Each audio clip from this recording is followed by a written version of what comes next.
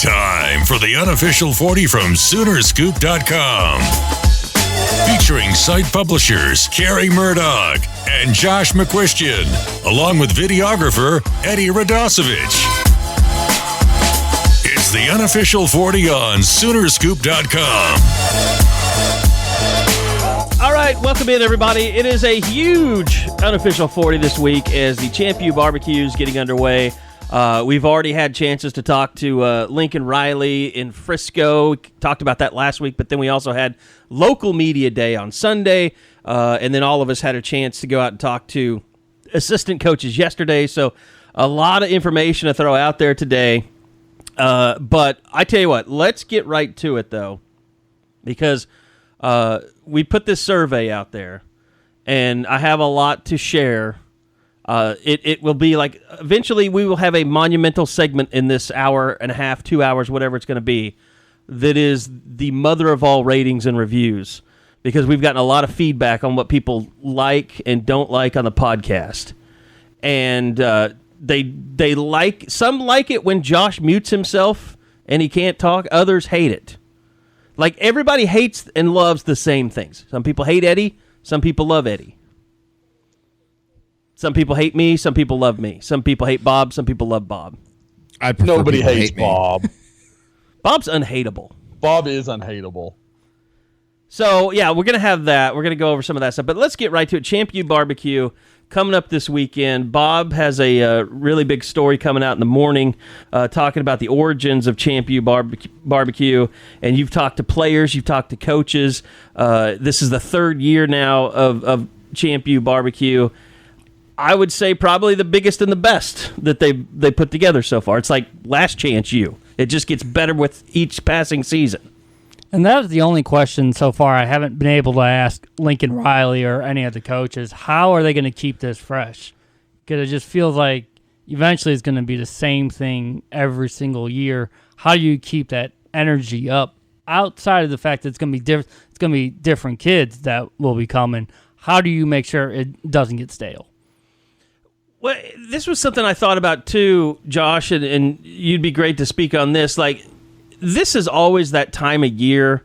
When early commitments started happening, you would see this a lot at Oklahoma. Like, kids would just literally get bored, and they would start looking around, and it would just be they no longer felt the love that they felt when they first committed. So they would commit early.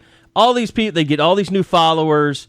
Everybody be loving them up on Twitter or Facebook or whatever back then. And then all of a sudden it would just go, all the excitement from their commitment would go away, and they'd just start getting restless. And, we're thinking maybe that's going on with Jaron Jones right now, with his Twitter activity lately. But it's like these kids, they want to stay engaged. And I think Lincoln Riley has, if you can say anything about his recruiting style, he's figured out that, yes, you have to continue building momentum with these kids even after they commit. They really have, and I think that is it kind of plays into the fact that they have these events so frequently. You go back to the spring game. Okay, well, now we've had a lull. Okay, now Oklahoma's looking at the barbecue.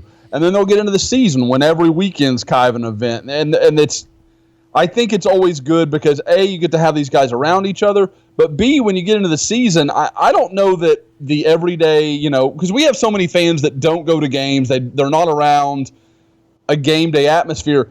These kids, OU does a really good job making sure that the fans see them and they get loved up and they've got their name tags on. So, there's always a really good chance for them to get a lot of attention and kind of get what you're talking about. But I think you're absolutely right. Oklahoma has done a really good job, and I talked about it. Somebody asked me what would be a successful barbecue, and I don't think it's just about, okay, you've got to get 5 commitments or 3 commitments or whatever. It's about continuing the momentum that they've had, frankly, since, about a year ago this time. So, it's just letting that continue to build and letting more guys continue to get excited. You've got Theo Weiss and R.J. Henderson and all these guys tweeting about, this weekend we're going to get better, blah, blah, blah.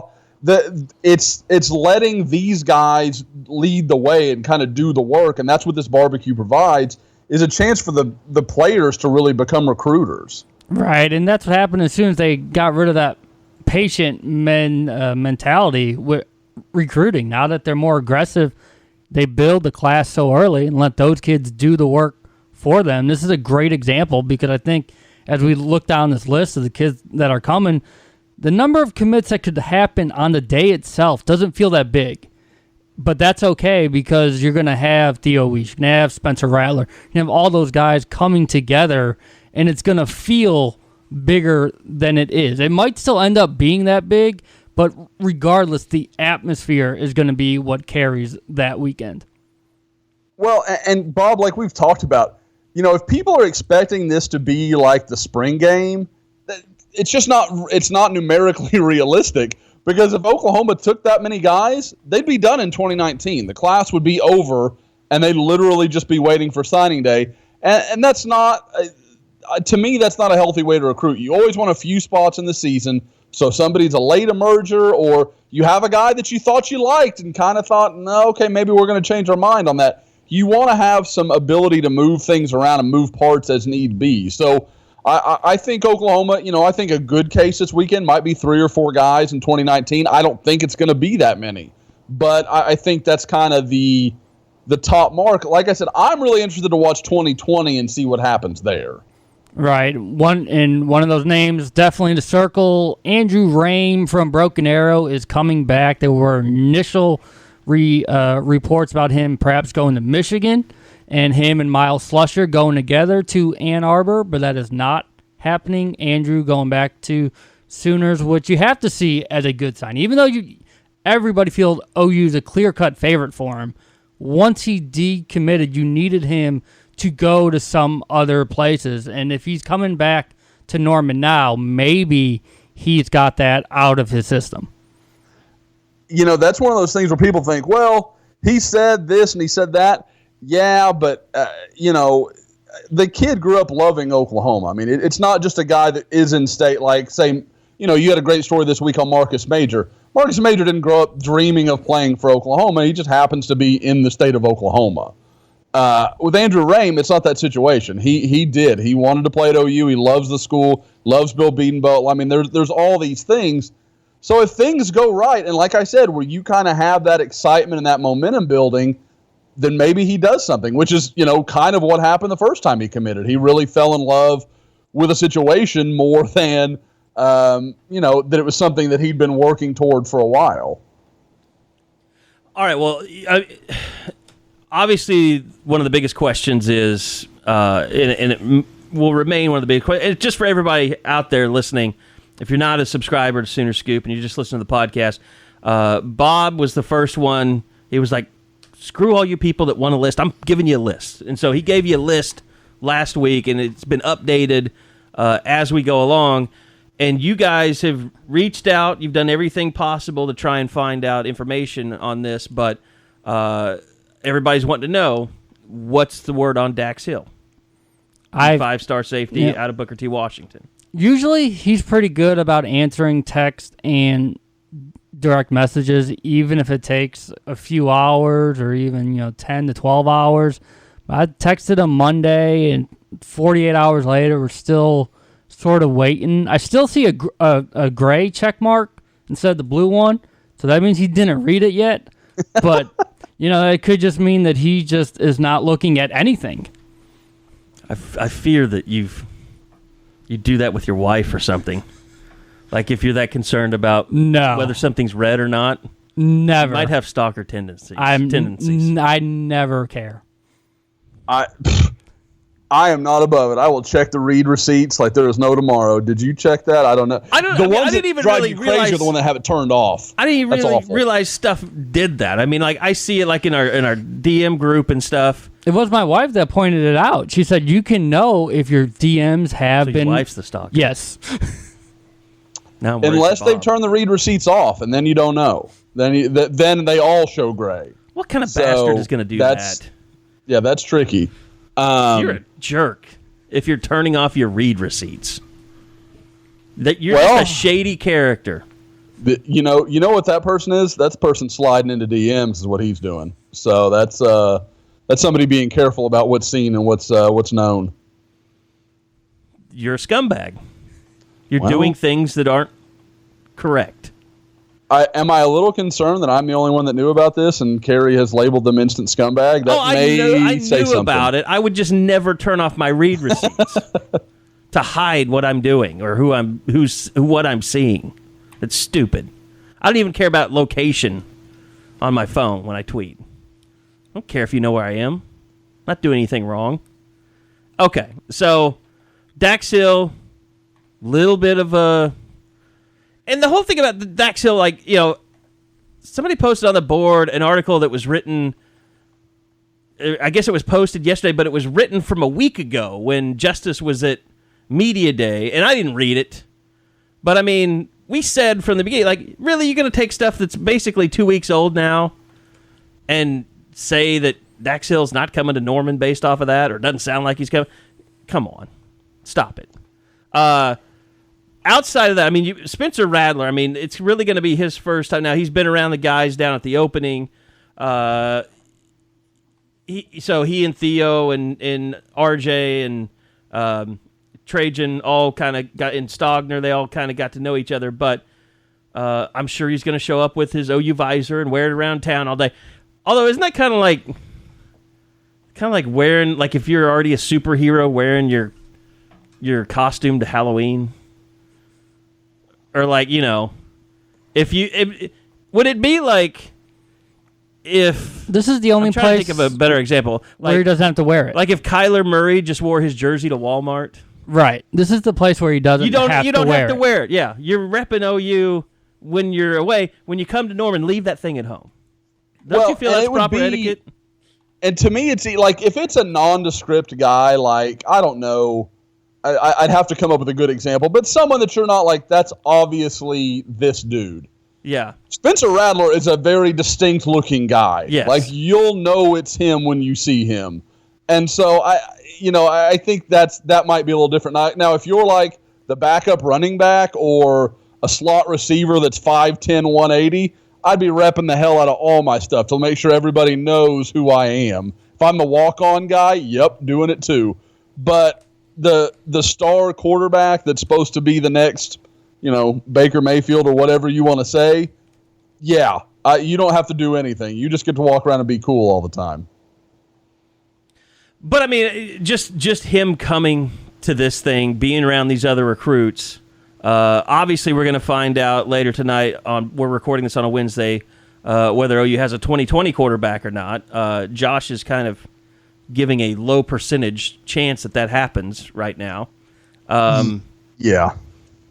I don't love where OU is with Bryce Young. That's to me, I'm already kind of moved into the mode of, who's their next step? Yeah. Where do they go next? And there's a lot of possibilities. There's everybody kind of immediately jumps to Ken Seals because he's been in a lot of camps and he's a name that people know. But that's not the feeling I get.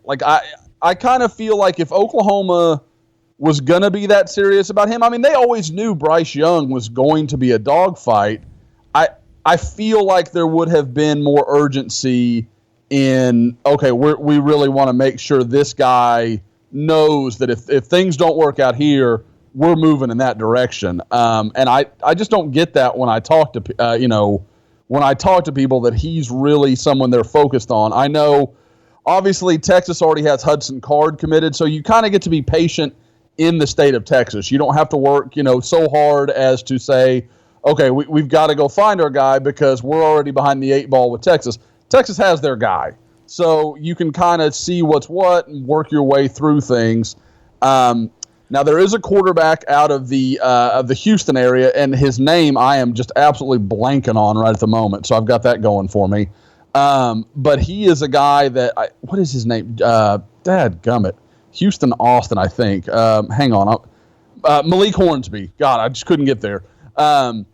He's a guy. Deuce Hogan out of Grapevine is another guy that's already committed to Iowa, but you'd have to think, if OU got involved there, they could be fine. So there are in Texas, with the way 7-on-7 has taken over, there's a ton of options for Oklahoma to go, or they can go nationally like they have the last few classes. So we'll see what happens. But if there's any position I'm not that concerned about, it's quarterback. Lincoln Riley will find a guy he can work with. And beyond that, I think he's got his guy in Spencer Rattler. And this is more about finding the guy who can, maybe someday, I guess, replace him. Well, and look, if Bryce Young doesn't pick OU, you can jump to the conclusion, well, Spencer Rattler scared him off. But I also think, don't you guys think that the fact that Kyler Murray does just have one more year will help them with kids if they move on to Plan B? I think it's interesting. I think so much is going to matter on what OU can tell them about what's going to happen after Kyler Murray.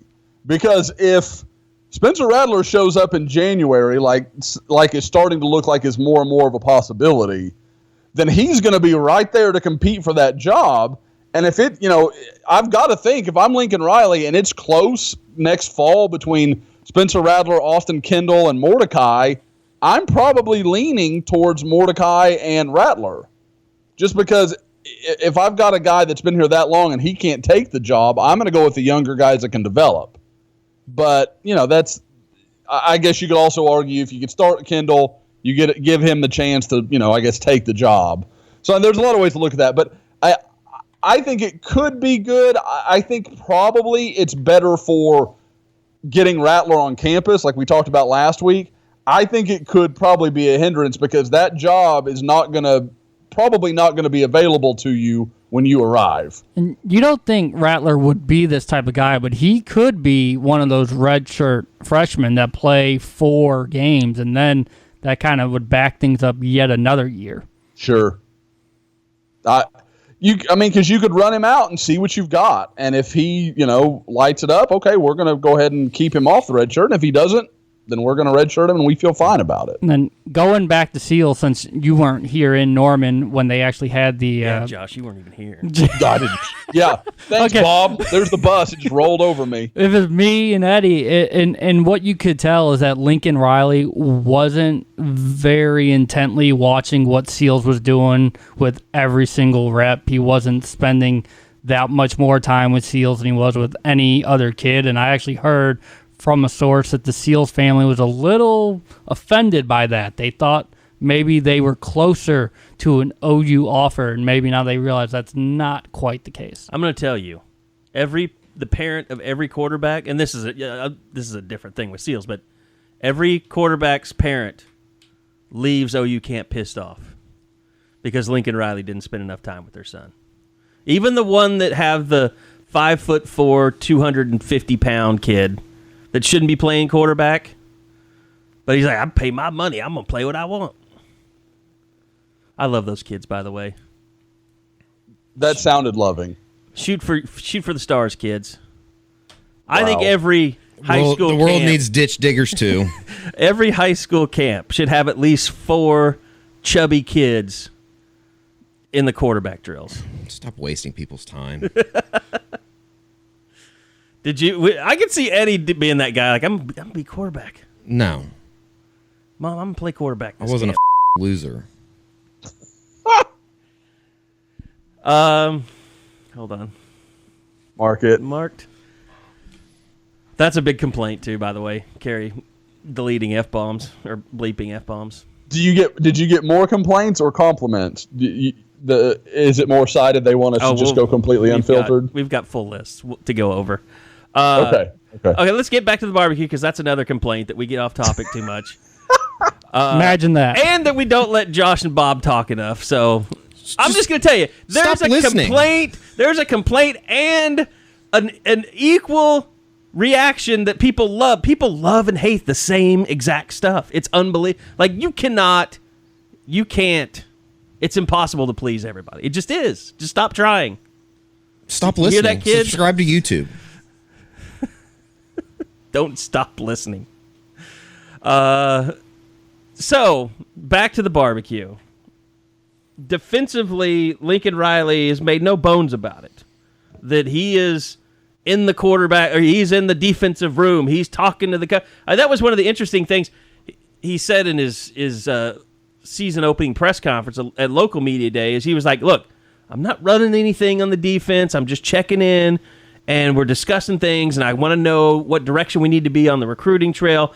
And there have been so many people, especially on our boards, that have been frustrated with defensive line recruiting. And if they're, why are they recruiting, 4 techniques when they need 3 techniques? Or, why are they trying to get a 0 technique in here? Yeah. And it's like, now you really get the sense that Lincoln is trying to make sure everybody is on the same page there. So, ChampUBBQ, what could this mean for Lincoln Riley's pet project, the defensive side of the ball? I think the one name that kind of popped out earlier this week was Shimon Cooper. That would seem like someone that OU had sort of moved on from, wasn't sure if they were looking at taking a second inside backer. But with him coming, it shows you, if nothing else, the lines of communication are still open. Maybe not a commitment possibility at this moment, but definitely someone to still watch heading into the season. I actually spoke to Shimon about 2 weeks ago, and he was very clear that, while he's still pretty open, Oklahoma and Illinois kind of stood out to him at this point. You've got to think Illinois will continue its dumpster fire ways.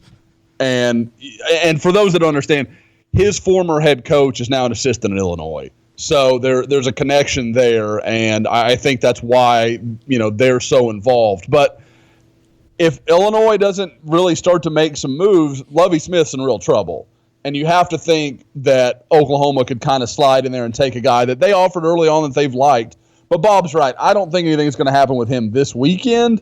But should Oklahoma continue to pursue, I think that's a race they can win in time. I mean, like, offensively, you look at the shape there, and the reason that Lincoln Riley can get so involved in the defensive side of the ball is because they've essentially taken care of most things on the offense. I mean, there's still a few guys here or there, obviously, guys coming in. You have. I'm trying to just look down the list. I'm sorry. Stacey Wilkins. Stacey Wilkins was the guy I was thinking of most. That's a guy that you kind of want to close on. And is he announcing before the barbecue? After. Okay. Next Friday. A week from Okay. Friday. But I guess what I'm getting at in a poor way is this also has to be a big weekend for 2020 kids too. I mean, starting those relationships, because you've gotten commitments from juniors out of this event in the past, right? Yeah, you look at last year, it was for guys that were there that are now commit. Theo Weiss was there, EJ Ndoma Ogar was in attendance, Marcus Hicks. I mean, that's three guys from last July that are now a part of that class to go along with Jeffrey Carter, who committed at the event and now is coming once again, and you don't know if he's going to be someone who could come back to New Wave 19. But yeah, so it's definitely something to be on the watch for, not only for 2019, but who could be that 2020 kid that maybe we're not thinking about too much right now, that as long as they keep progressing on the field and OU likes what they see, could certainly be that guy that's attending next year as a commit. And for 2020 commitments that you've got that is on our list on the site, Drew Sanders, the athlete tight end. He plays quarterback, right? But he's going to be a tight end. Correct. And then Jalen Knighton, the running back. I can't confirm that one. It seems like he really wanted to, but I haven't had anyone tell me flat out, yep, he's coming. I know Darian Green Warren was kind of working on trying to get Elias Ricks to come with him, but that did not pan out, according to his father. And then you talk about guys that committed early. Jase McClellan, another running back, still committed to Oklahoma. I would think maybe with the official visits that he's been on since, or the unofficial visits he's been on since, you probably wouldn't mind getting him back for this weekend, but he's not going to be here, right? Yeah, Jase and Austin Stogner both on family vacation, so they cannot make it. It's nothing like, they didn't want to go. It's just that's the way it worked out. Selfish. Yeah, they should. Those young men didn't plan around OU's schedule. They should be going to church camp. Is what they should be doing, finding the Lord. Debatable. Let's see. Kerry's becoming a holy roller on the podcast. Were there any complaints about that? Probably. I haven't got. There's so many. I haven't gotten through all of them. I think we did get something about. Well, definitely, people are mad about banging for Jesus. That's a fact. Yeah, people are very you can't upset help about that. They're that. losers. They're listeners. You can't call them losers. They can stop Eddie, we listening. talked about this. God, you are turning into Traber. Oh, no. Everything that you hate, you're turning into. I don't think so. I don't have any kids that hate me. We can go there if we want. Okay, let's kind of try change and the subject, stay too. on track and wrap up the ChampUBBQ before we go unfiltered, Eddie, here. So, there's actually 2021 person scheduled to be at this, right? Kendrick Blackshire from Mesquite Horn. Yeah. Monster. Yeah. Kerry, you and I'm gonna pull a Bob Prisbillo. You weren't down there with us at the Adidas in Dallas, but that dude is he looks like an SEC sophomore right now. He is unbelievable. Wow. My only So he's question like with Baron him Browning is type Greek god kind of. like I said, Kerry, how about somebody that I've seen? How about he, comparing him to who was the kid, the linebacker, the jerk kid that we like so much in Atlanta that hurt Justin Flo? Justin Flo. It's not even close. Like Justin Flo just looks like a stubby tree trunk compared to this kid. Flo is probably a better natural, not probably, he is a more natural athlete, but he's not as well put together. This guy, if he wanted to go into bodybuilding and compete for Mr. Olympia, he could go down that road if he wanted to. He's a specimen. The guys just don't look like that at his age. And my only question is he going to be too big? Because he's already... We get him at 235 on Rivals. Yeah, I'd say 235, 240.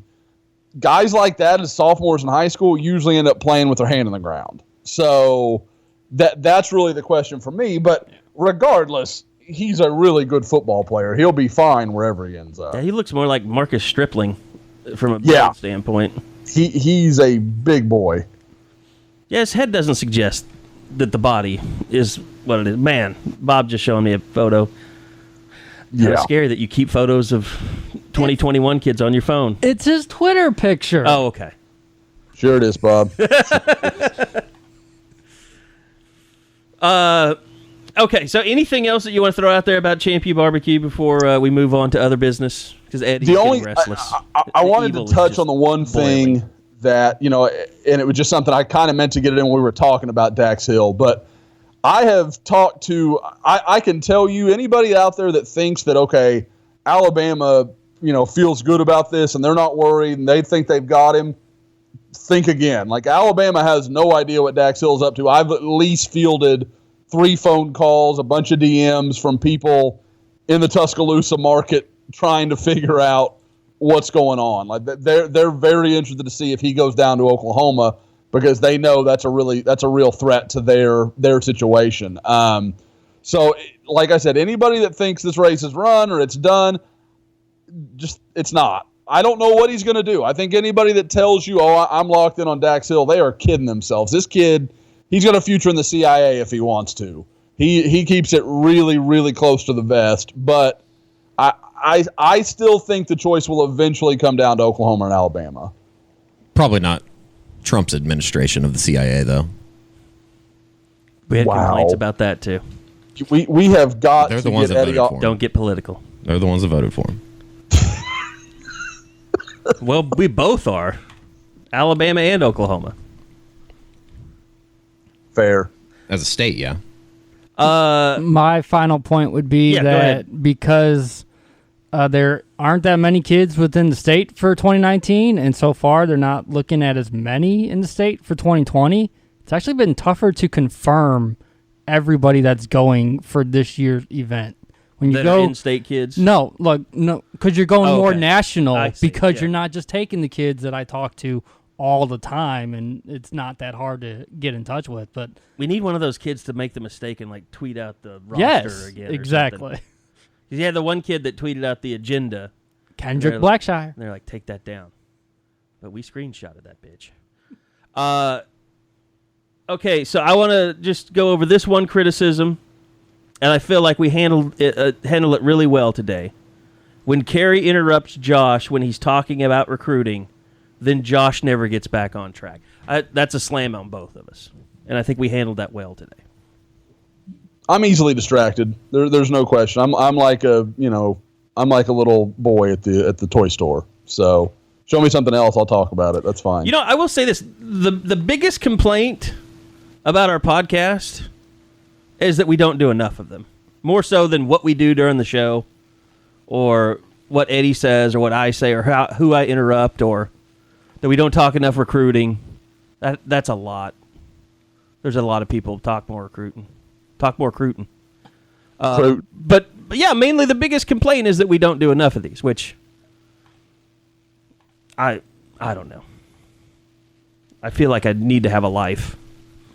But if you want me to do podcasts, and that's the only thing I do for the site, we'll talk about it. Okay. Moving on, we've got assistant coaches that we talked to yesterday. Here's where I think things are it started with the quarterback stuff in Frisco, but it really has become kind of like the buzzword of the preseason now, which is competition. And I talked to Tim Kish yesterday about the linebacker position, and all the questions were about Kenneth Murray and Caleb Kelly. And then I asked him about, what about John Michael Terry and Curtis Bolton? And the first thing he said was, Curtis Bolton is absolutely fighting for a starting job, before he said anything about John Michael Terry. And look, I think it's a lot like with the quarterback situation. Kyler Murray is the most talented player. He has the most upside. He would be the best quarterback, in my opinion. I feel the same about Caleb Kelly. Most talented, biggest upside. He will be the best player at that position as long as he doesn't mind sticking his nose inside. To me, this is all about just making sure guys come to camp correct, willing to work hard, willing to do the things they need to do. It's not so much trying to scare guys. It's just trying to get guys in the right mindset. Like, you're not just going to walk in here and half-ass your way through fall camp and leave with a starting job because everyone knows that you have the most potential. I really think that's what this is about. There were two guys where I felt that. It was Caleb Kelly, Neville Gallimore. Mm-hmm. They're sick of saying they have the potential. They're both juniors. It's no longer about potential. It's about what you do, and if you don't produce, they'll find someone that's going to. And I think that was sort of a mini message sent by them not going to Frisco, because there are two guys, when we talked to them Sunday, that were incredible. There's no doubt they would have thrived in that setting, but they have to earn it first. And in other positions, safety, Eddie, you and Bob both spent a lot of time with Kerry Cooks yesterday. I'll throw it to Eddie. What did you kind of glean out of the safety position? Because that's going to become a camp storyline now with Jordan Parker over there. You're still waiting on Khalil Houghton to step up and step to the forefront. Robert Barnes has had hamstring injuries that has kept him from really making a run at the job. What did you take talking to Kerry Cooks yesterday out of it? They might be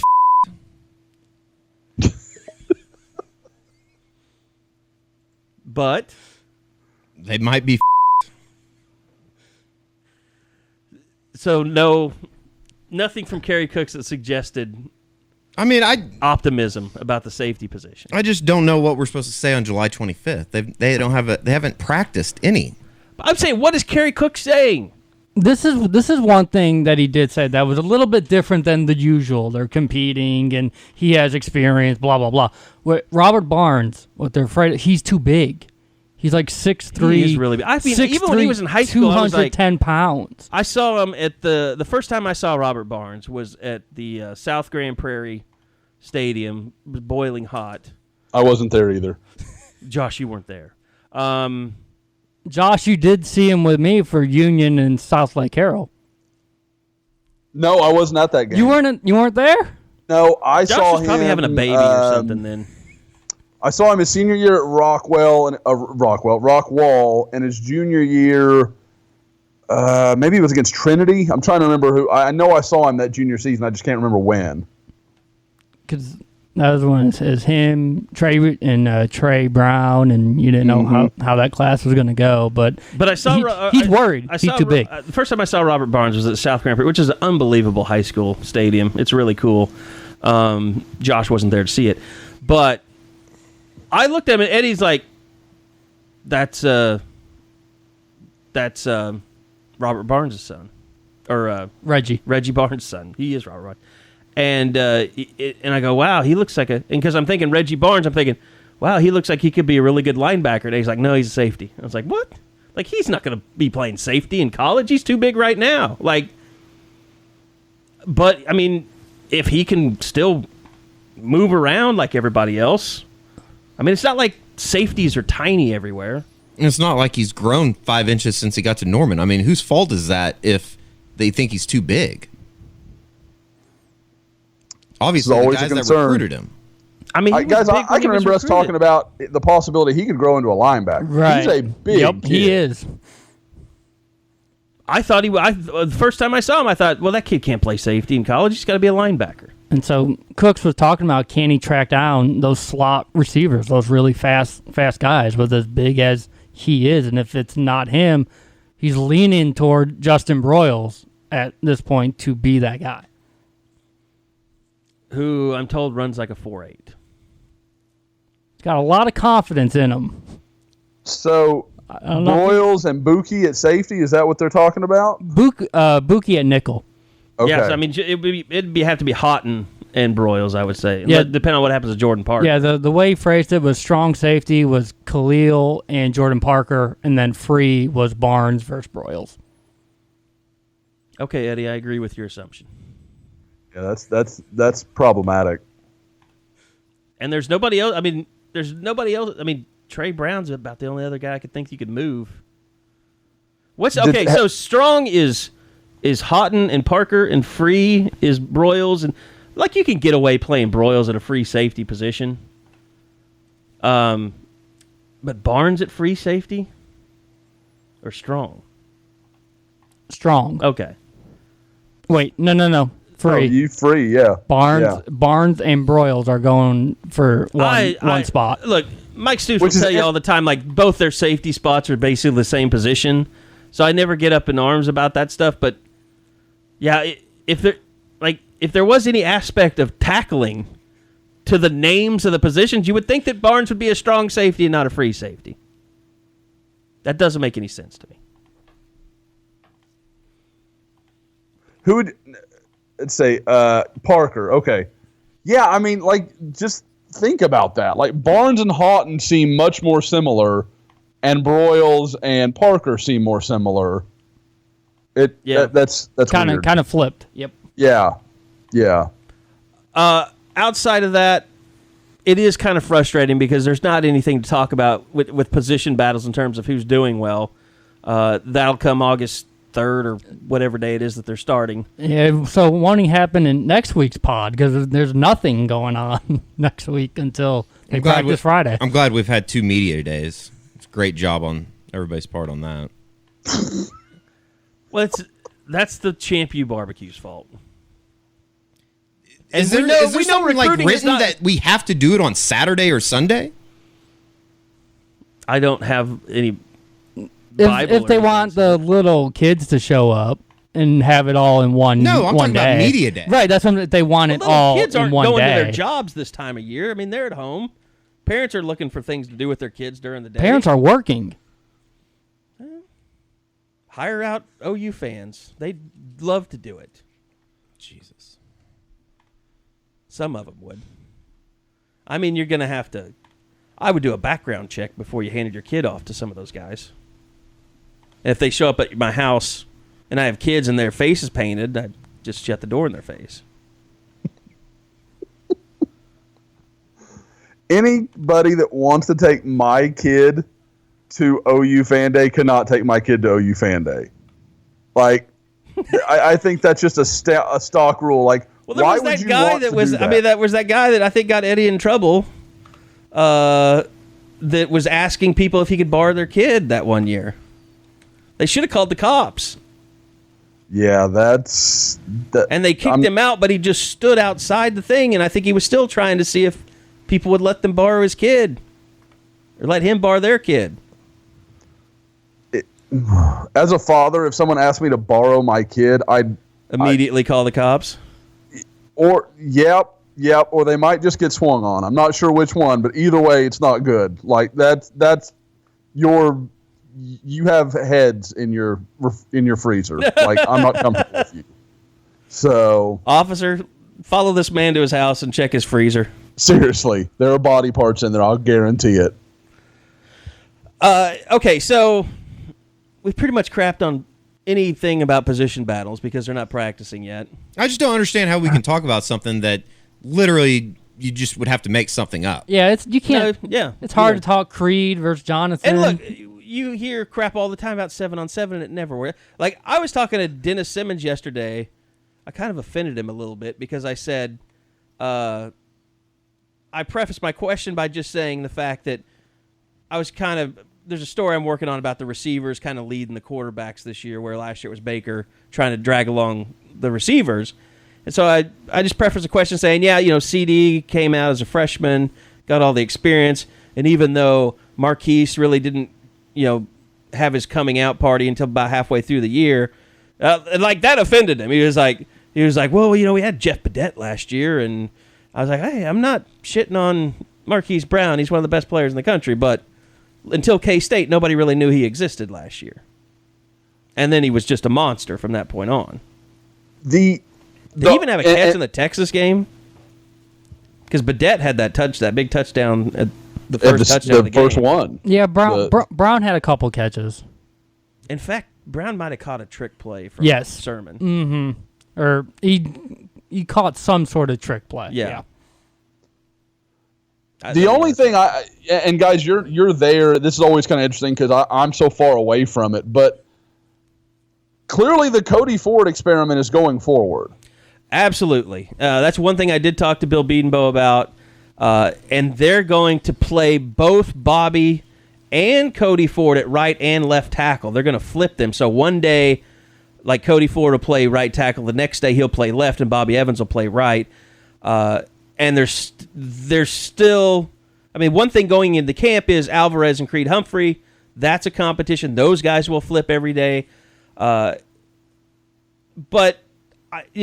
there's always Bill Bedenbaugh always talks highly of Quinn Mittermeier, but we've never really seen him play. And I mean, he does play, but it's usually when a game's in hand. And what's weird is Adrian Ealer. There was a little bit of criticism there in that they really thought he was on track and almost looking like the heir apparent to Orlando Brown if he left when they were coming out of bowl practices last year. Then spring football happened, and it's like it all fell apart. All that momentum fell apart. He didn't have a good spring, and now they're wondering, can he get back to the guy that we thought he was back in December and January? I mean, that's a big question mark because I think Cody Ford's a question mark, but Cody Ford's down to like 327 now. He was at 345 in the spring, so they're hoping that once they get out there, it's really going to help him be more athletic. And one of the things Bedenbaugh said was before Cody Ford got hurt against Ohio State 2 years ago when he broke his leg on Owen Field,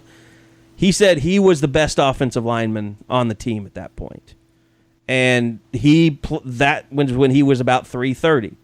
So he's hoping now that he's down to the 330 range that some of that athleticism and confidence is going to come back to him.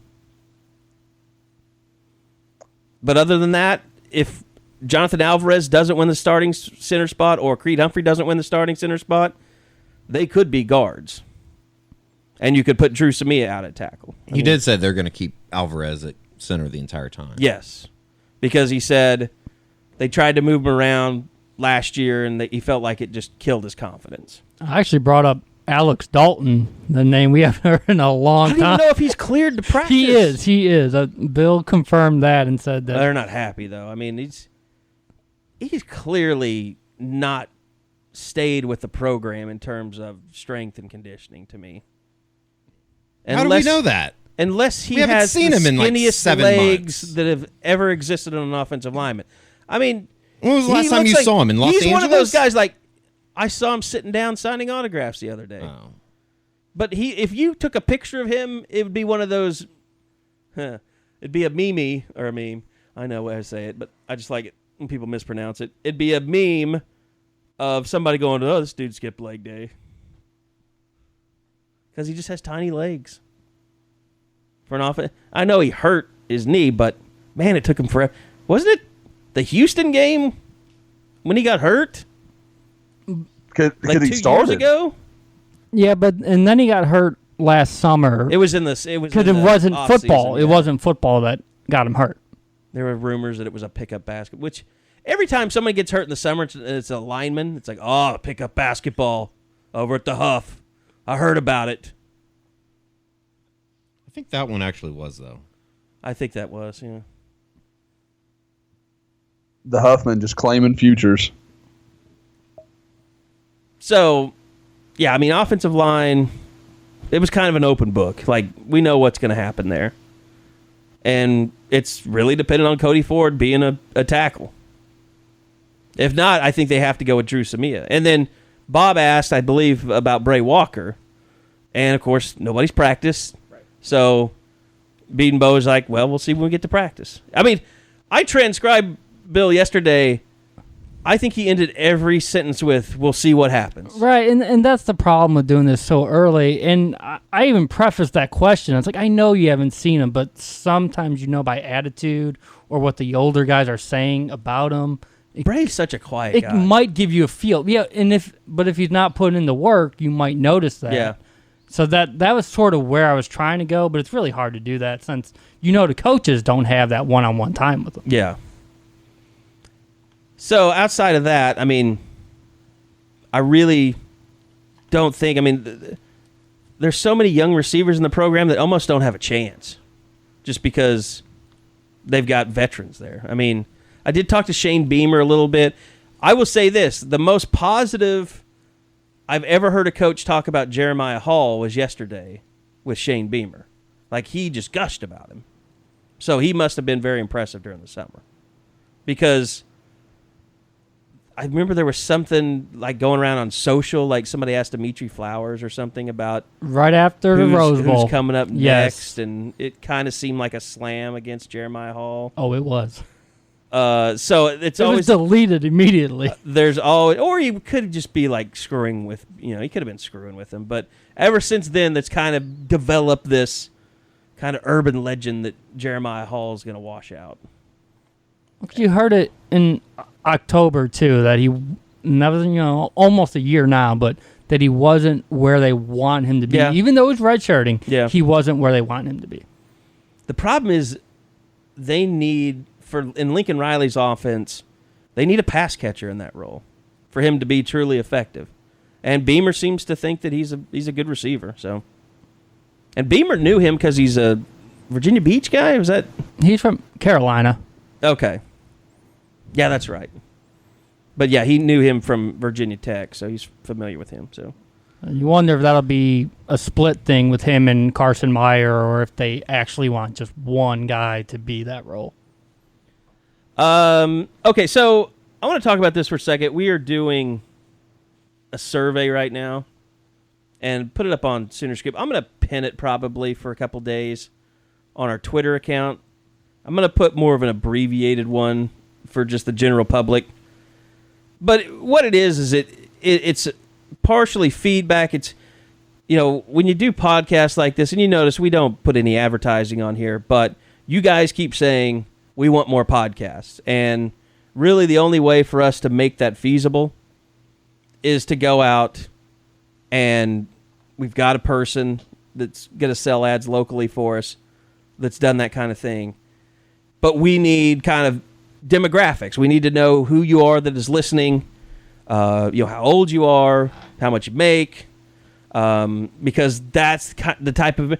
There's two things. That's what advertisers want so they can know who to target, who their target audience is. So, and it's good for us because we're going to be advertising things that you possibly care about. I mean, if most of our listeners don't have kids, you don't want to hear, something geared towards kids when you listen to this podcast. It's going to drive you crazy. Of course, I think we're learning through this that something drives everyone crazy. And that same thing is something that somebody else usually loves. So we're getting all this feedback. We really appreciate everybody for filling us out because it really does help us out. And probably the number one criticism we get is that they want more podcasts from us. And in order to do that, or you filling this out helps us kind of work toward that goal. So you'll see that on our Twitter page at Sooner Scoop. If you're listening to the podcast, you really be helping us out by going to fill it out. And it doesn't matter. You don't have to lie. We want to know. It's anonymous. Nobody's going to be emailing you. You don't have to give out your email address on this. So it's just a survey.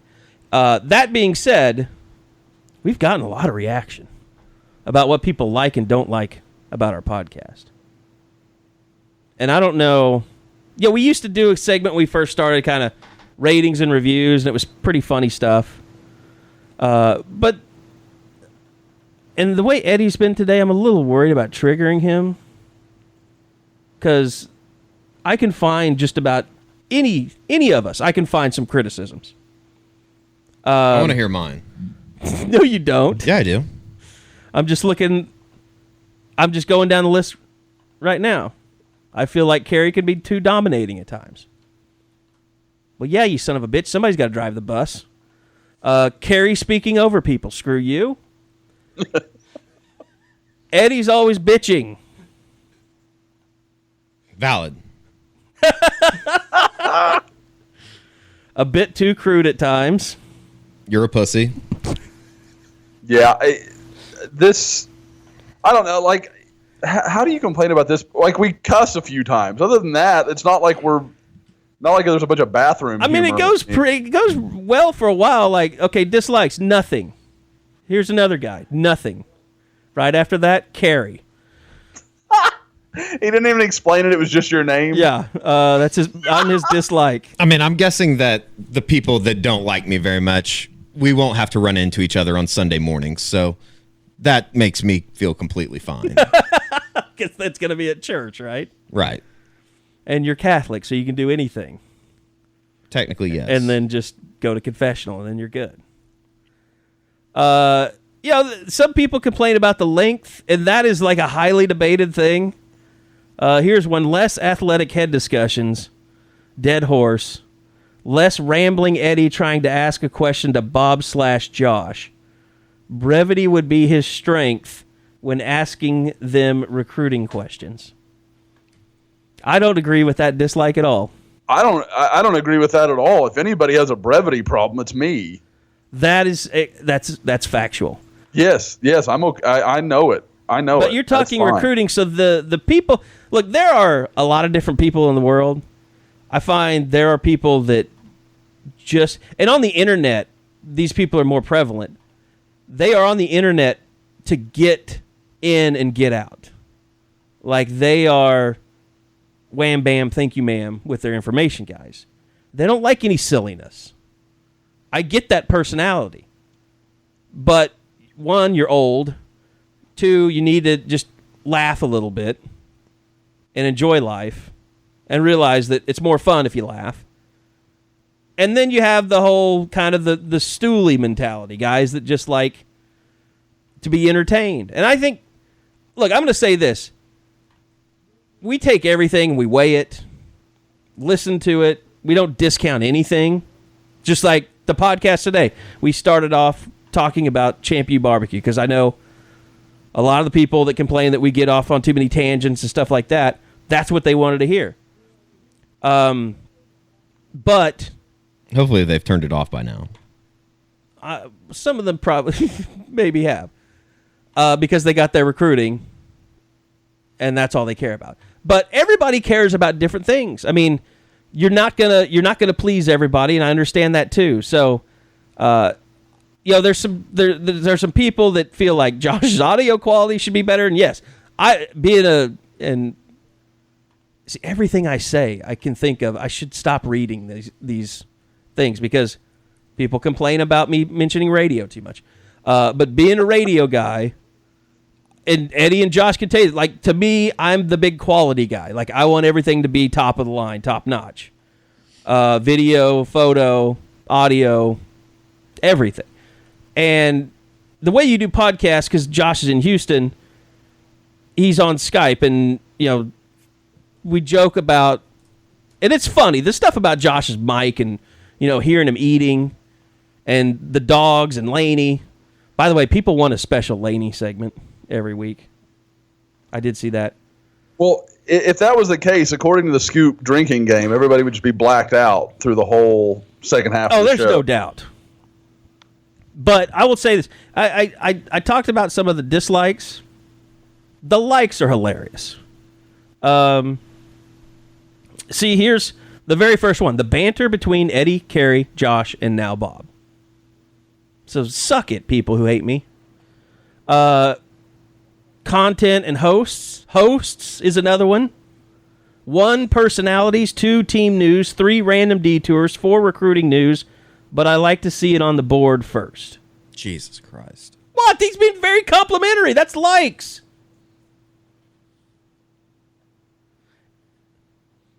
I think that one's fair. It's a good thing that we don't have performance review, like mandatory performance review meetings as a company. The thing Eddie with on the storm board, out that's every fair. time. I'd be pissy if I was a reader too. No, and we've said that many times that we don't want to put stuff on the podcast before we put it on the boards. Now, when we're sitting here and something breaks on Twitter, you're going to, well, by the time the podcast is uploaded, we've got it on the board. So, well, like, for instance, I've got to go now almost immediately type basically what I said about Dax Hill earlier out on the board because I haven't put that on the board. And it's just one of those things we got in the conversation. I was like, oh, I need to kind of put that out there. And it's not even that it's that big of a deal, but it's just one of those things where I get it. You're a subscriber. You'd want to know about that before, it's available to everyone. But yeah, I mean, overall, everybody enjoys what we're doing. We appreciate that. Here's one to make you feel better. For likes, hungover Eddie, which I'm getting a hungover Eddie vibe today. Not hungover. Okay. He's just angry. This is like top 5 angry Eddie.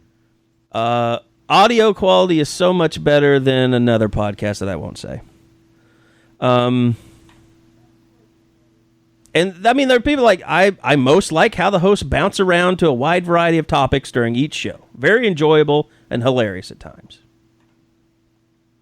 So, I mean, look, we know what we're doing. We want to entertain as well as inform, and that's just what you're going to get with this podcast. And guess what? The numbers say we're successful. We're doing it right. I don't know of anyone else.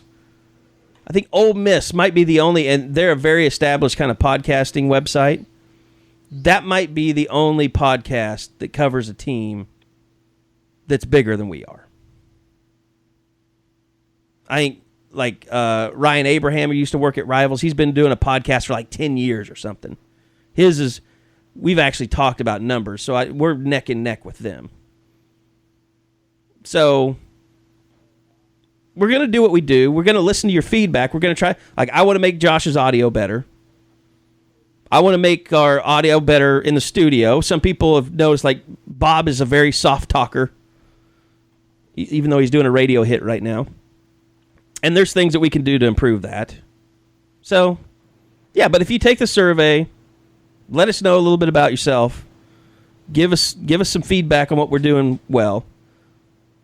And it'll help make the podcast better. So, look, Eddie doesn't like criticism. I enjoy it. I never said that. You don't react well to it at all. No, I never said that. He's really mad now. You don't have to say it. The way you react to it tells the story. That's bullshit.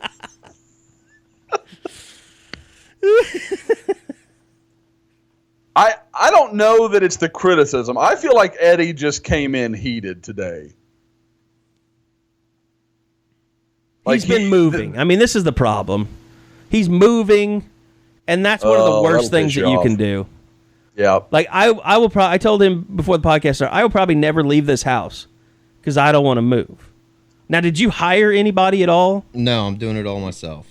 Are buddies at least helping you? Yes. Did you take a lot of big stuff? Not yet. I got to do that this afternoon. I'm not happy man. about it. Oh, and the anticipation is worse than having done it. Did At least when it's done, it's done. Did you buy the sofa from Brennan Clay? No. Did you look at it? No. Okay. So you're not buying any new stuff yet. I am. I'm going to. I haven't yet. So you're gonna move shit and then you're gonna buy.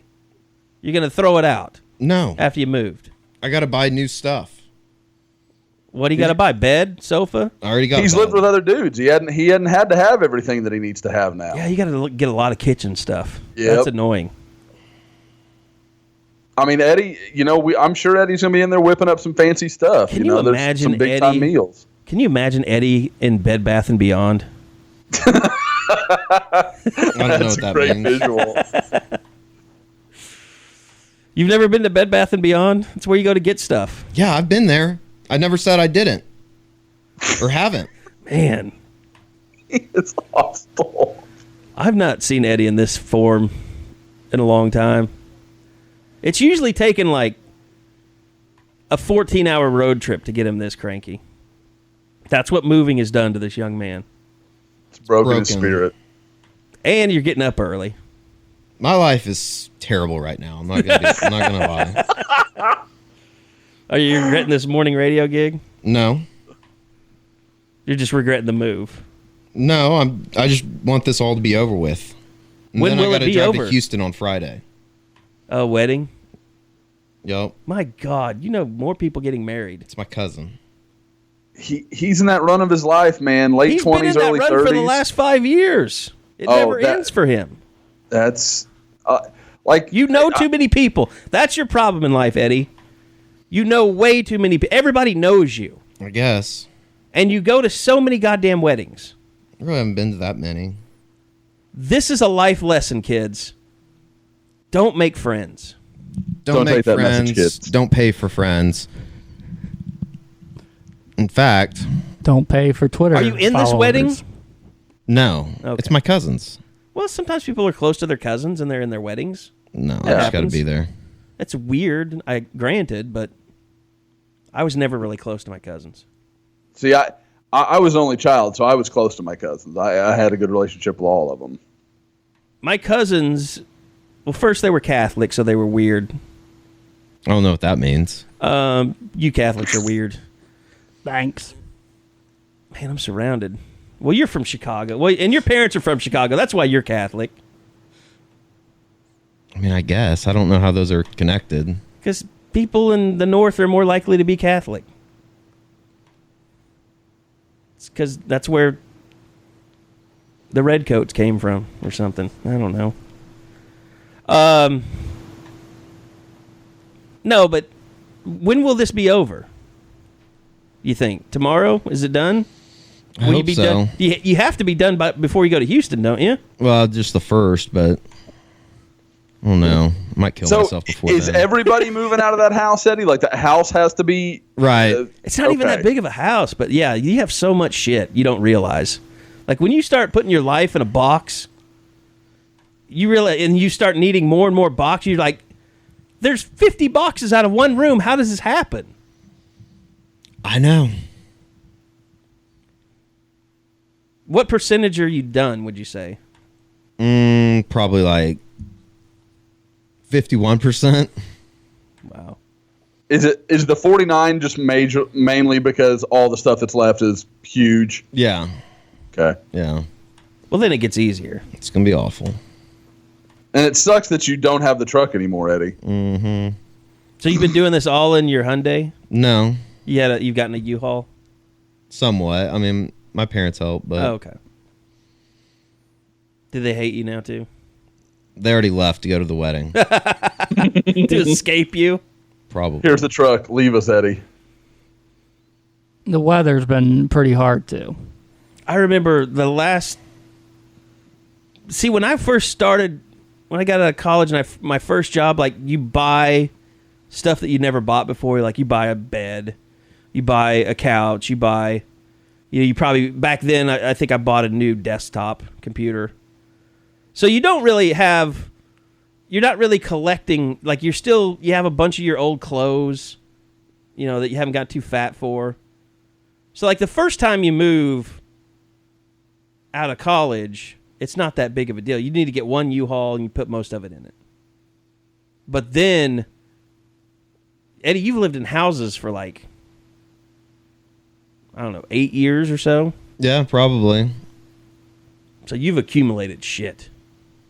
I don't really have that much, to be honest. All right. ChampUBBQ, I think we talked about that plenty. Position battle stuff. As far as Bob, are you completely done with Welcome to OU? One more, Daryl Simpson. And then Josh has his 2. Yeah, I've got. Bob is getting really good in this podcast with the. Wait a minute, that wasn't a shot. Dig. He's like, it sounded like a shot. I've run 37, and Josh has. What was it, Josh? It was 2. It was 2, Josh. Yes, I have 2. I've got Delarian Turner-Yell and Deshaun White. By the way, those need to get ready to run. Both of those guys were not committed at last year's Champ U and ended up signing.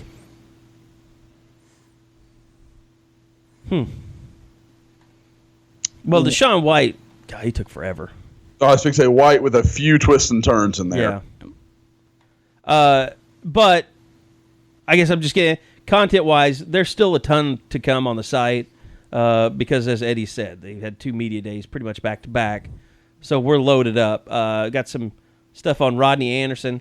Found out that Rodney Anderson is about as big a health freak as you can be. Like, he is such a health freak, it makes him sick to his stomach to walk into a McDonald's and smell the smell. I was that way, but it was because I got food poisoning there when I was in college. I swear I didn't eat there for 10 years. Okay. Everybody wants a little Lanie segment. We'll have to work a Lanie segment in here right now. Okay. So for her birthday, we get up, we take Lanie to breakfast. We go to Dave & Buster's kind of after breakfast before we had to bring her back home for a nap. She loved Dave & Buster's. Steve McNair there? What's that? Did you see Steve McNair there? I did. God, no. That's awful. No, anyway, so go to Dave & Buster's, bring her home for a nap. Her birthday party's at a gymnastic place. All right. So we get done with the gymnastics. We go see her grandparents. They give her big present. And then we're going to go to Galveston for dinner to the Rainforest Cafe. Oh, Thought, sure, plenty to like there. Well, no wonder you asked for extra money last month. It's Saturday night in Galveston. And Galveston's always kind of crazy on the weekend, but I've never seen it like this. There was a 2-hour wait at Rainforest Cafe. We have a 7-month-old and a 4-year-old that is hopped up on enough sugar to make her levitate. So we're like, screw that. So there's another area of Galveston that's not on the beach. It's kind of on the inside of the harbor. We head that way. It's packed. Can't get in there. We end up at the McDonald's on the very eastern tip of Galveston Island. Playland? No Playland. This is just the junk, nothing McDonald's. And that is what Lanie had for her birthday dinner was McDonald's. And I can tell you her first time ever eating McDonald's in her entire life. We go to one not far from our house. It's over actually by NASA that's got this huge Playland in it. And so she's always like, I want to go to McDonald's, but she has no idea why. Like, she thinks McDonald's is a toy place. She doesn't think about the food at all. So she got her first taste of McDonald's, and Tiffany is going to hate me probably more than anything I've ever shared in this podcast, that I'm sharing that her birthday night dinner ended up at McDonald's because we had nowhere else to go. Dude, that's a win for me, because what do you think Rainforest Cafe would have probably been like $200? They gouge you the hell out of that place. And it's awful food. I mean, no, it's not good. It's very, very mediocre food. It's like $8 for a Coke. we took Lanie there for her very first birthday party 3 years ago, I guess, and thought she was going to love it. She's 1 year old. There's all the animals making the noise. It scared the shit out of her, and we had to like creepy. immediately leave. We're like, check please, because she just cried every 15 minutes when the rainforest would go off. The thunder and the lightning, and it's dark in there. And I'd never been there. I didn't know what it did, and Tiffany didn't either, and she hated it. So I had to go to the one in Grapevine at the Grapevine Mills Mall a couple of times. Like if you're going to charge that much, fine, but like why not just go ahead and let it be good food? What was the place in Oklahoma City? Molly's, whatever. You know what I'm talking about? It was like a weird, quirky, like themed restaurant. That's going to drive some people crazy. I don't know what that is. No, I'm not. That one's not ringing any bells. Okay, well, there's no real quirky stories or anything from the past couple of days, of media days. It all gets kind of, when it gets local, all the madness kind of calms down a little bit. You don't have the national people that have giant egos asking questions, or Baldy. Weird people or weird outlets and things like that. Not nearly as repetitive on the questions as I thought it would be. So I was very... A lot of QB stuff, but that was kind of expected. But different angles to it. Yeah, and it kind of... All the QB stuff was thrown out there quickly, and then... Because it's like, I asked about defense, because nobody's really asked about defense at all. It's like almost... I think I know why. It's because you write about defense, you get a lot... If you're a writer, you get a lot of emails that you got to deal with. It's usually just angry emails. And you know what? I kind of like writing about defense just because I like to fight with people.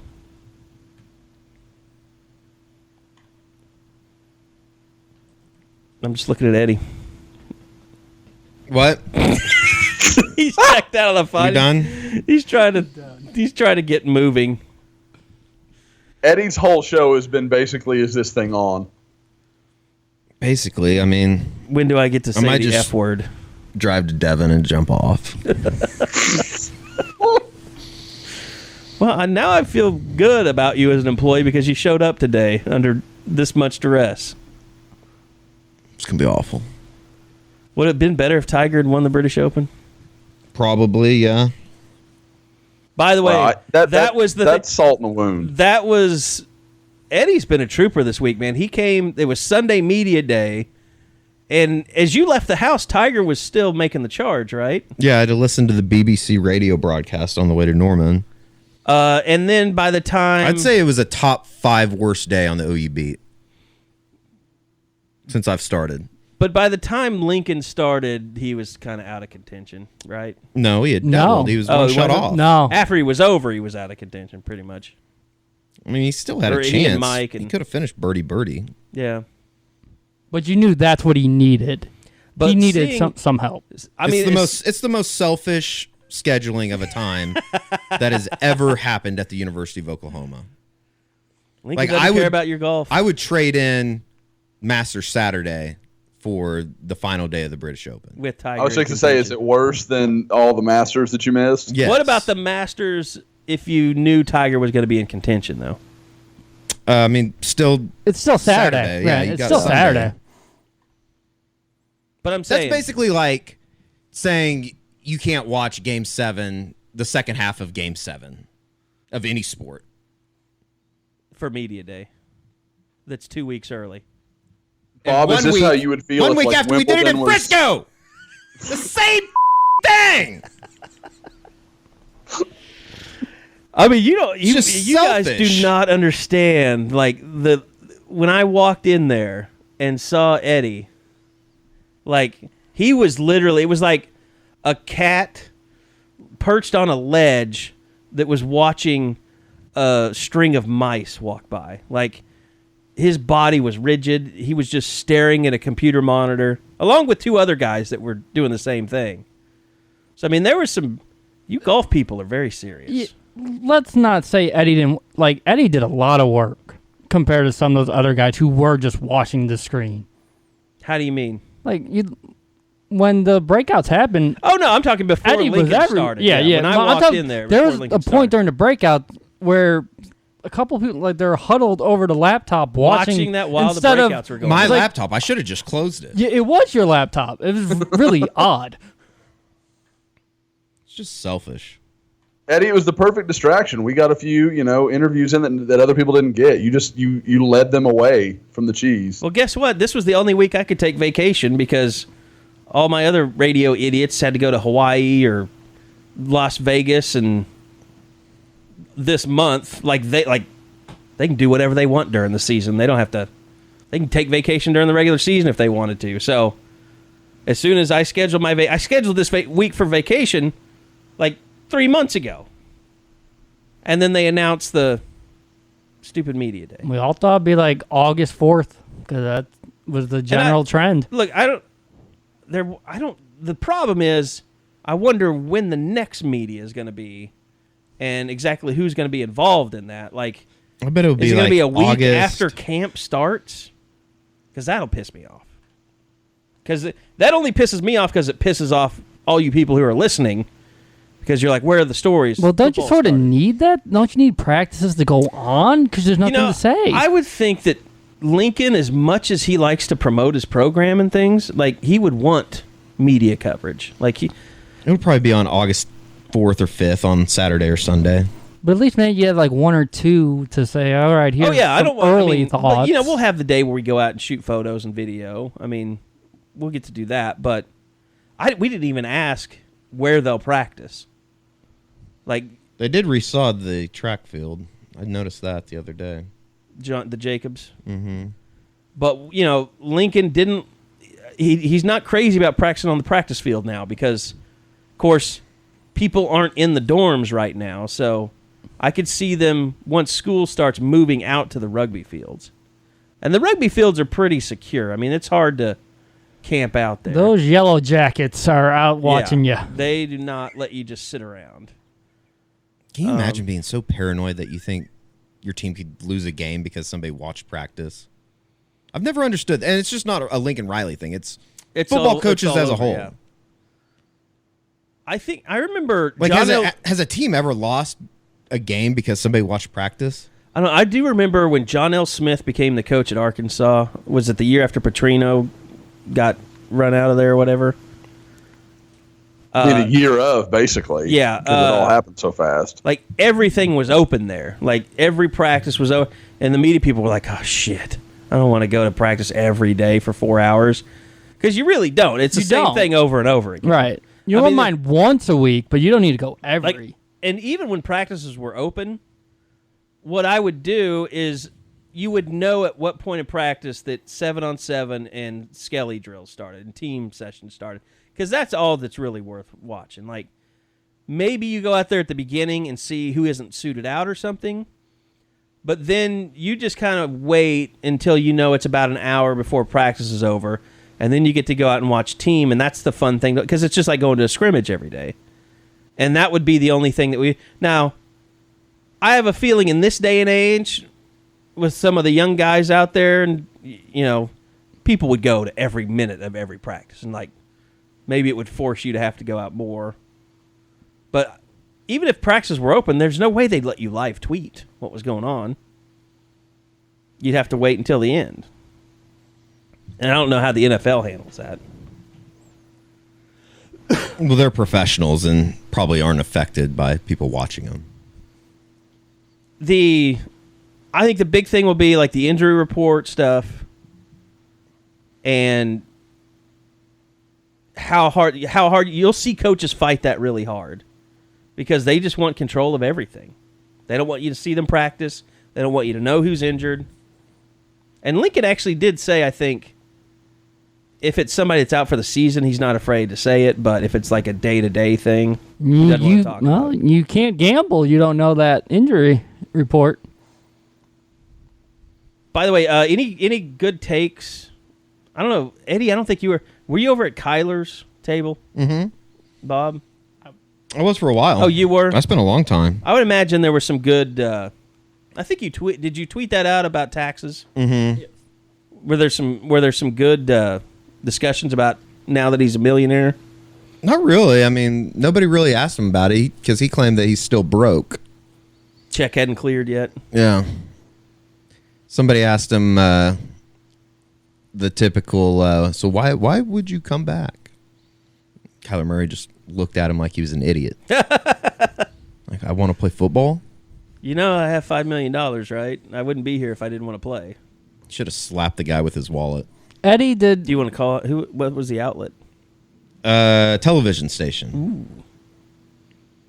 CBS television station in Oklahoma City. Was it? Dean wasn't there, was he? Yeah, it was Dean. Okay. Well, I'll say this in defense of Dean, which you'll rarely get to happen. It's a very TV soundbite. It's a soundbite. Yeah. And especially when you that's the didn't thing, go to like- Big 12 Media Days in Dallas. Did he not go? He didn't. No. They sent Lee, didn't they? Okay. Correct. That's weird. What's weird? That he didn't go to Big 12 Media Days because he's usually. What I remember more about Dean and even BBJ to some extent is they were the biggest stalkers. Like they would just wait for Bob to emerge from the hallway and get their exclusive one-on-one interview so they could zap it back to the station real fast. I did want to ask Eddie, did Kyler sound any different now that we finally got a chance? I feel like I don't know who this kid is yet. No, I don't think so. I got to know him pretty well during baseball season when we were able to talk to him at the first part of the season. Before Lincoln cut it off. Yeah. Or I don't know who did. And I know there for a minute we were able to talk to him, and then all of a sudden we weren't. Well, it's because somebody wrote something that was kind of like... I think people were... like they got sick of people asking... if he was going to play baseball in the summer and stuff like that. Somebody wrote something that was kind of... it might have been Trotter. I think somebody wrote something Like after that the kinda it was pissed kind him of off. after the spring game, if I remember correctly. Yeah. I think they just were like, yeah, this is going to be a problem. We need to shut it down. That's what happens when you let leftist propaganda ESPN into your program. Okay, so wait. You've gone after Trump and now you're going after I'm the an left. equal opportunity guy. It's not about... It's not about politics. It's about dumbasses. You'll and never there's both convince on. anybody. It's on both sides. Just added a new dislike to the survey. Like the people that I offend, I want to offend the offenders. Yeah. You want to offend equally. Right. I don't want anybody to like me. That's the key. You want... But in having that attitude, people like you. because you're fair. I have to. It's just fair. I have to defer to somebody that I don't like personally, but I just want to point Reggie out, Jackson. it took They don't boo nobodies. It took 1 hour and 20 minutes for Eddie to finally wake up on this podcast. Well, I know it's almost over, and my life's about to end when I have to go move. So you're trying to stretch. Not You're necessarily. working here so you don't have to work there. Yeah, true. See, here's a like. I enjoy Eddie's jokes. Someone also... Smart guy. someone said the podcast should be called Eddie and the Bagmen. I think I know who said that. I think maybe more than anything, we need to probably update the intro. Poor Bob doesn't get mentioned, and No, I said that. I was going to work on that this week, but because I had vacation, but I haven't had a damn minute to myself. Other than drinking and watching Last Chance U, that's the only free time I've had this week. we've also got to find a new way to classify Eddie. Videographer just doesn't feel like No, it I does. agree with that. Yep. We got. I don't know what it is, but we got to find a new way to present But just say him. staff members, Eddie Radosevich and Bob Persbillo. Although That sounds so dry. professional miscreant Eddie Radosevich. That could go. That I'd has take some that. that has some legs to it. I'll take that. Miscreant. I don't even know if I know what that means. But I'm glad you said it well, Eddie. Nicely done. Yeah, you didn't screw it up. I think he just I'm on a wanted to roll. say it. He's trying to figure out. He's going to dictionary.com to see if that fits his. I don't even know how to spell it. Miscreant.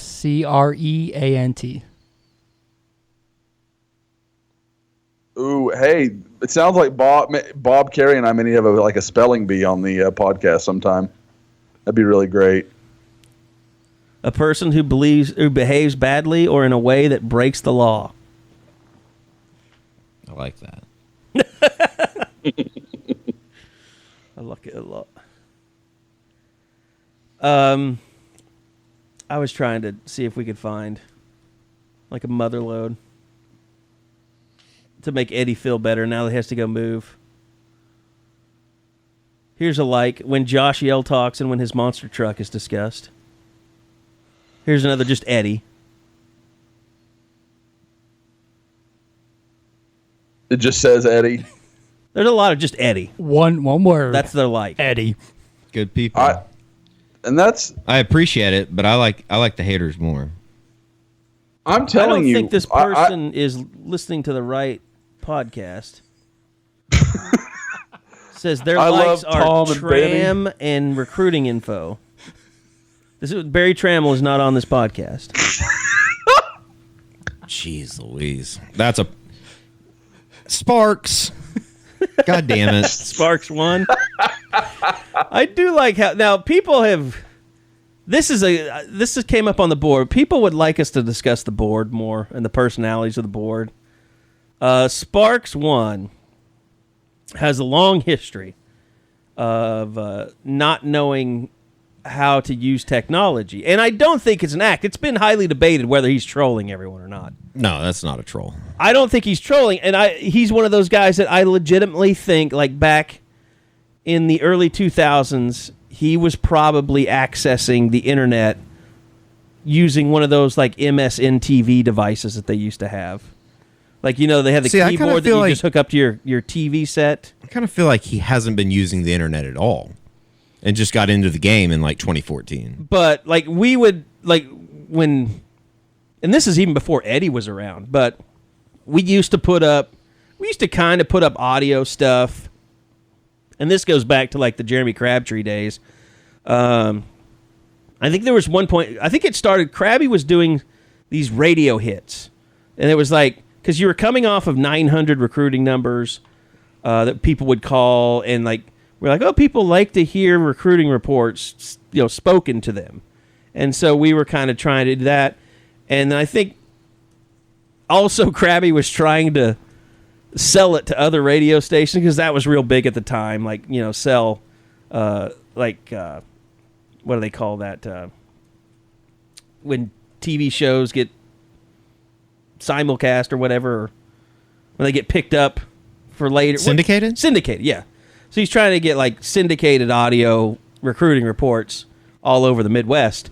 And so we'd put these audio things up, and Sparks 1, been with us forever, he'd be like, I can't watch this video. And it was just audio. And so he's like, I need help. And so we'd try and help. But like, no matter what, I've always tried to converse with Sparks 1 and has never gotten further than me asking, what kind of computer are you using? He never responds. And I try and walk him through. He's like, I just can't watch your video.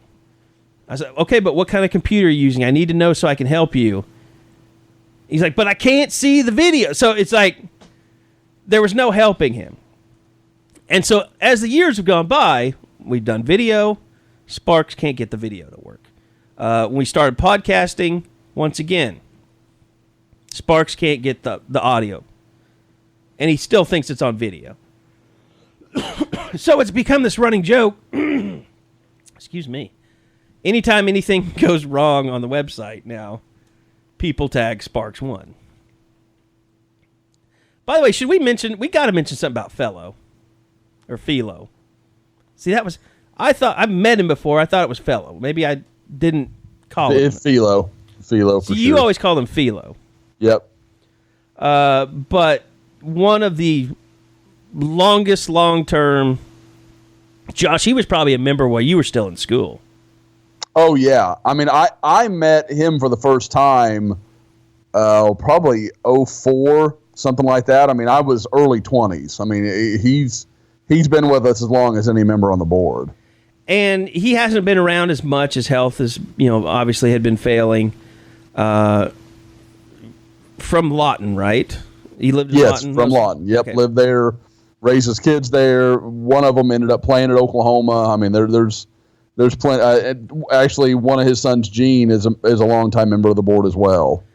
And so, yeah, Felo also way before, like fan recruiting sites happened or, fan edits or Twitter edits or all that stuff.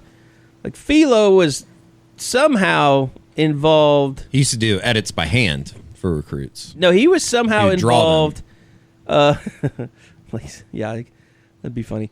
Like he knew Jamarcus McFarland's mom because she was like a secretary, like somewhere, and like he had a relationship somehow with her.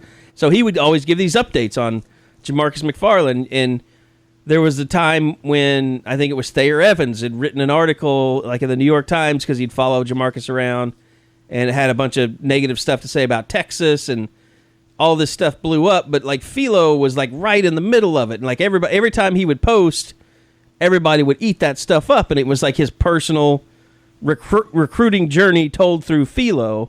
And that's kind of how he got kind of like super board fame. Like he was a very positive guy, and I ran into him out walking to the press box before a game, and he had his cane, and he just picked up his cane, and I still to this day am trying to piece together what the conversation was. Well, you slapped it out of his hand, didn't you? No, I did not do that.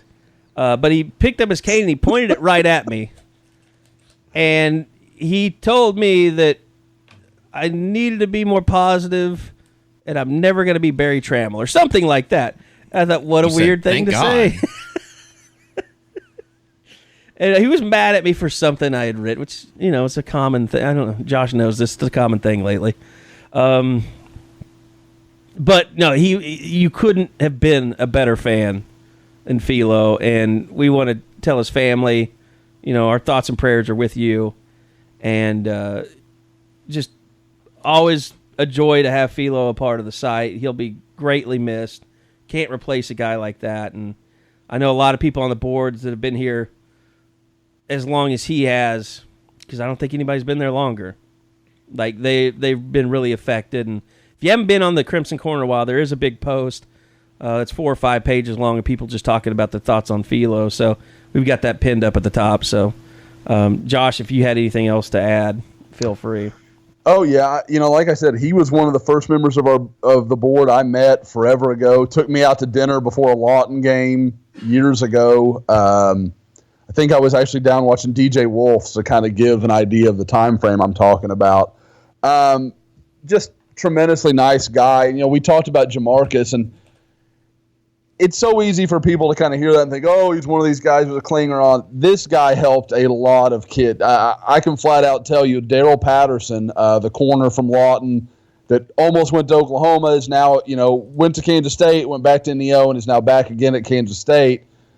There are a laundry list of guys like that he really, really helped get to college. I mean, and some of them were great football players like Daryl, and some of them were just guys.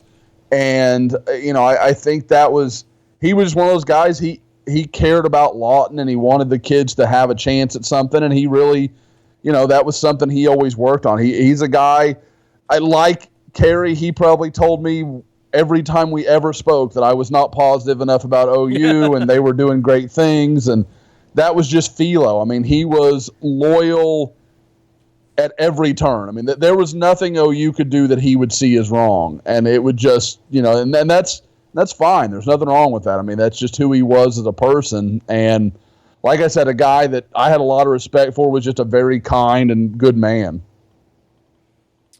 All right, well, that's a great way to end the podcast for this week. Next week, they still won't have practiced by the time we're podcasting. So we're going to break down every position battle, though. We're going to Eddie is going to be feisty. The super secret information that only Sooner Scoop subscribers have access to, and who exactly takes the most shits during the summer, during workouts. We are going to... Sidebar, I've been sampling every stool in the Headington Hall for the last month. I've been storing all of them. We're going to see... Are you going to make poop potatoes or something? Ben Powers has a little bit of a watery system. Hey, I did want... I was going to send... By the way, Bill Bedenbaugh said he was in favor of... he very much liked his Ben Powers quotes at Big 12 Media Days. If Bill Bedenbaugh ever puts together a Tom Amansky video, like how to play offensive line, that's going to be in the opening credits. We talk about that so much that we need to do it. What? We need to do our own faux Tom Amansky football. Like, can you imagine, like, I'm Bronson Irwin. Come with me to learn Bill Bedenbaugh's one-on-one system. That will be in the front of the beginning of the video. We could probably get Eichard to do something. By the way, I was going to tweet out the link. It got brought up back up on the board to the kid that snuck into the barbecue last year. Uh-huh. It's a great thread. Come on, people. This is your chance. Somebody else sent me a thing that they snuck into the barbecue recently, and they took a picture. I think he said it was the first one, but he took a picture down on the field, like with the tent set up and everything. Last year? I think the very first one that they had. The first one was at Bob's house, wasn't it? No. It wasn't? They've never had it at Bob's? Now, remember they got him in the corner and threw water balloons at him and all that stuff that first year? I think they played softball that year. Well, yeah, they had the wiffle ball, whatever. cornhole. Yep. You know what we call that? What? Fake fun. That game, there's no game in the history of the world that needs a new name. Right, more that's than terrible. Beanbag toss. That's something. call what it is. That doesn't take me to a fun game that I play outside while drinking a beer with my Plus buddies. That's the thing. Josh, I couldn't imagine playing that game and not drinking. Yeah, that's a fair point, Eddie. Every time We're just going to throw beanbags? Plus, it's called cornhole. You can count me and out. It looks like someone's getting ready to stick their penis out the other side of it. Of the like, cardboard is it thing? cornhole or glory hole? We're playing glory hole. Everybody get over here. We played glory hole at a Love's on Southeast 27th. There goes the Love sponsorship. Go to the third stall, knock 3 times, and say Friday Randy nights twice. after 10 p.m. I bring it up because Grant Calcaterra said him and his partner dominated that day, but yet he couldn't tell me who his partner was. Could not remember. You know why? Because it was fake fun. Because he didn't have a cold beer in his hand. You Or don't want to whiskey. be talking about you and your partner playing cornhole together. Yeah, that's probably true too. You're right. It may be a West Coast thing. He's like, yeah, we don't play cornhole out on the West Coast, and I bet there's something to that. And I'm not talking about my partner in the cornhole game. I think Carey may have gotten right to the root of that. Partner in California probably means something else than a cornhole. I mean, a cornhole partner, if you're from California, use your imagination on that one. Those poor people out in California. Lefties. Look what they've done to that state. I told you. Gonna fall in the ocean. Get on and get. I can tell you that there has been... Didn't somebody tell you that last year on What's that? Twitter? What's that? Like you took a picture of the Hollywood Hills or something when we were in L.A. for the Rose Bowl. Yeah, and they're like, hope that falls in the ocean. With all the other liberals. Yeah. Like, dude, I'm just here to go to a concert, right? Perfect world, both coasts would just fall into the ocean and it would just be here for us in the middle. I'm not here to, turn vegan and, become a lesbian. That'd be quite a show if you did, though. What was the name of the Mexican place we went to that we liked in L.A.? I forgot. Like El Cholo or something? Something like that. That might be slightly racist, but it was something along those lines. It was El something. Is Cholo a racist thing? I don't know. I don't think so. The only thing I know, unintentional racist. What about that song? Like a Cholo, side to side? A Latin American with Indian blood, a mestizo. Ooh. A lower class Mexican, especially in an urban area. Well, if it was El Cholo, they make very good food, the lower class. Just so I'm careful to everybody out there, I am reading this off a Google search under Cholo meaning. That's only in South America has a That's what it was. Meaning. That's what it was. El Cholo. That's what it was. I'm looking at their website right now. Oh, a teenage boy, especially in a Mexican-American community, who is a member of a street gang. I like this entry from Urban Dictionary. I know a couple Cholos. In New Mexico, the Southwest, Cholo refers to a male of Hispanic descent. It can mean he is a gangsta homie, but it is broader than that. It does not mean he is a horrible drug dealer, user, murderer, rapist, as was posted before. Okay, well, someone's redacted, apparently, Urban Dictionary. Someone's friend called them that in front of their mother. Mother searched it on Urban Dictionary, and he went in and fixed it. Yep. I don't just want another way for us to piss people off. I'm sure we'll get the dislike in that. I think each week we should take a race or religion. Just make up a word and see if it's racist. Right. That way we're offending everybody. Well, we're educating and educating people, at the same time. For extremely white guys, I don't see any way this goes badly. Well, next week we'll start with white Caucasians and the Ku Klux Klan. Or white nationalists.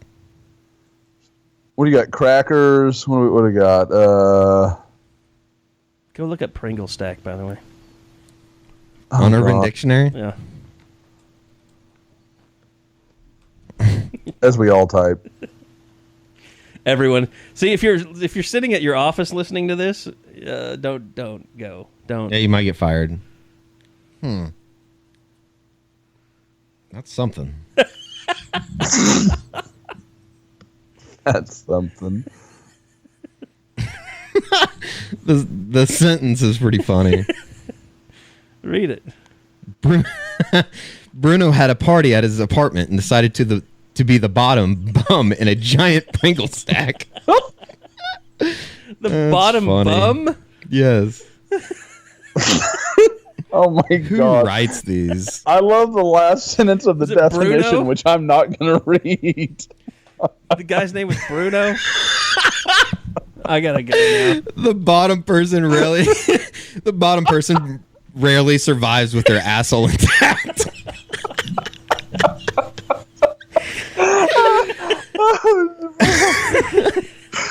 We're gonna get some complaints on Oh this my one. God, that's funny. All right, sorry kids if you're listening.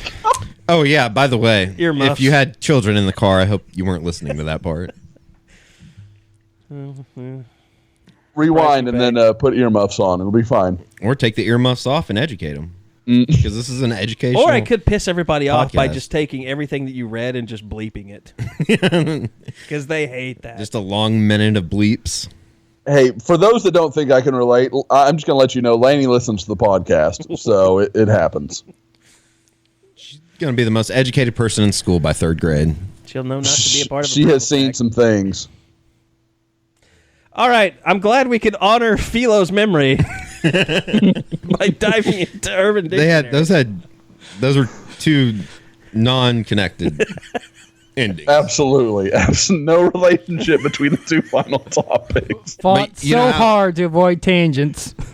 You know how you Until can the be end. I connected. really wasn't You know fighting how you that can be hard. connected though. Just a Pringle stack. No.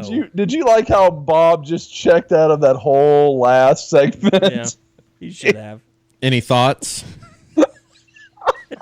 You just sticking with your homicidal porn, weirdo. I had one complaint on the board that I'm an over laugher on the podcast. I promise. I've had this conversation with Carey. My laughing is 100% legitimate. I hate a fake laugh. I really, really hate it. But Or an over laugh.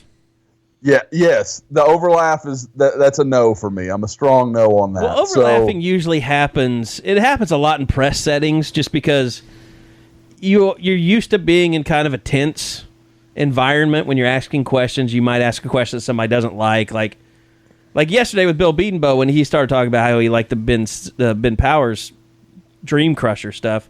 Like, everybody laughed way harder than they would because Bill is an intense guy. Like, you're talking to him. When you can get him to laugh, it's... Yeah, when you can get him to laugh, it's a... You've done something. Everybody's like, oh my God, we did it.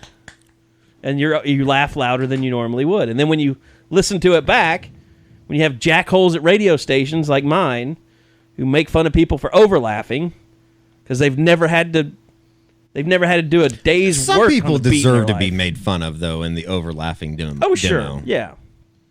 Because they're doing it to be loud so that person knows that they're laughing. Or is that just basically what the overlap is? I think the overlap is more an indictment.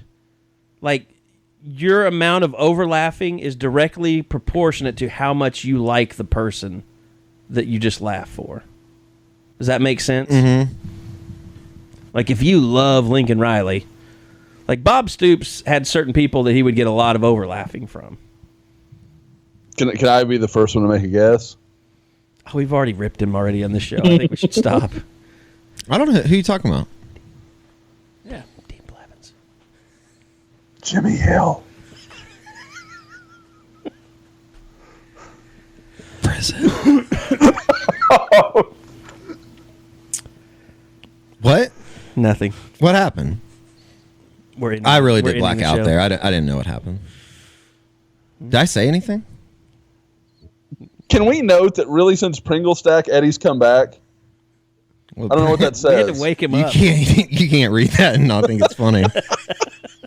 No matter how suicidal you may be. No, I'm just kidding. All right, that really is going to do it. Enough of a tangent. I'm sorry that we don't have practice news yet, but that is coming. But gear up. It's time for a full season of podcasting. And once again, if you get a chance, go fill out the survey. It's on the site right now. I'm going to put an abbreviated one on our Twitter page. Some people were complaining about, feeling like they basically just applied for college with our survey because it was so long. So email your social security number to Carey or I. Don't do that. And bank account number. No, don't do that. All right, that's We gonna already have your bank account number. It's all right.